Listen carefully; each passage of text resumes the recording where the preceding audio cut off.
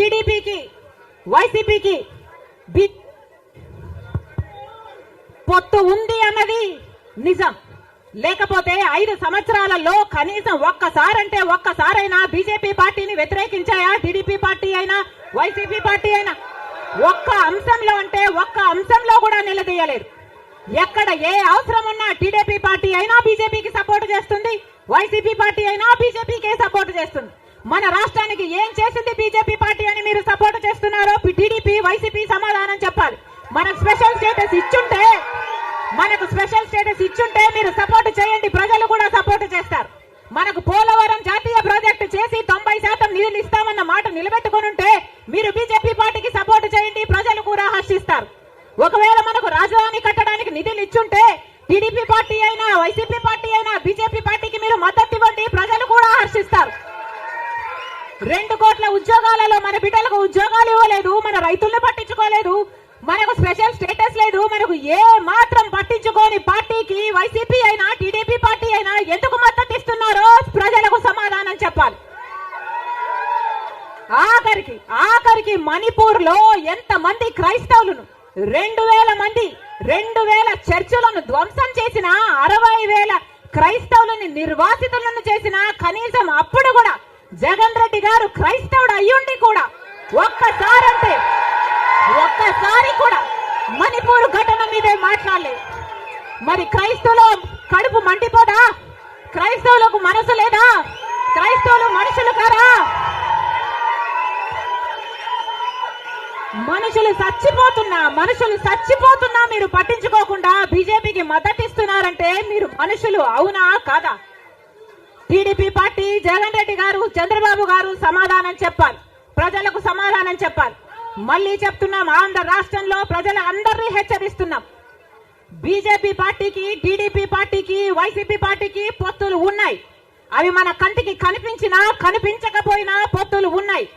గత 5 సంవత్సరాలుగా చూశాం. టీడీపీ ఎంపీలైనా వైసీపీ ఎంపీలైనా బీజేపీకే మద్దతు ఇచ్చాయి. ప్రతి అంశంలో వాళ్ళ పక్కన నిలబడ్డారు.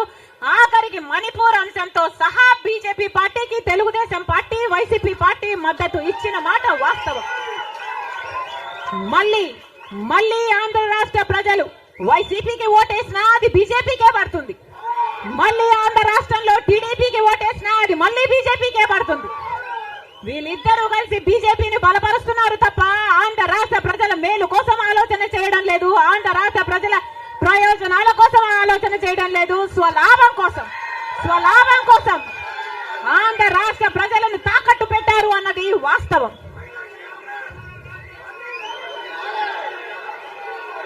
మళ్ళీ చెప్తున్నాం, రాజశేఖర్ రెడ్డి గారు బీజేపీ పార్టీకి వ్యతిరేకి. రాజశేఖర్ రెడ్డి గారు తత్వ పార్టీ కాబట్టి ఒక మతాన్ని రెచ్చగొడతారు, ఇంకో మతాన్ని అవమానిస్తారు. ఇదే బీజేపీ పార్టీకి తెలిసిన రాజకీయం.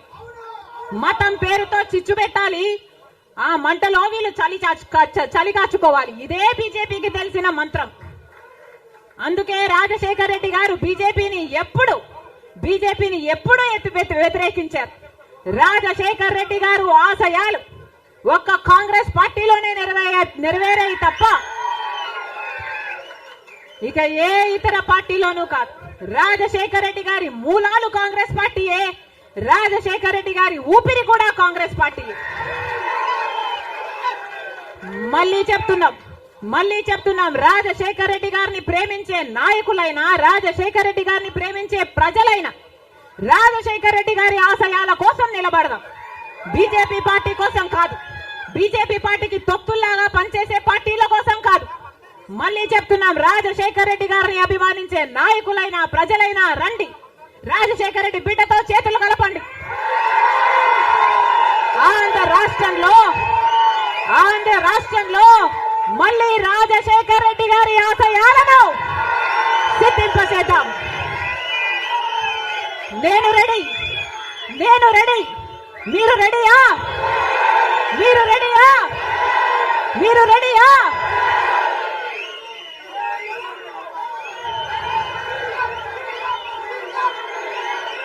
జోహార్ వైఎస్ఆర్.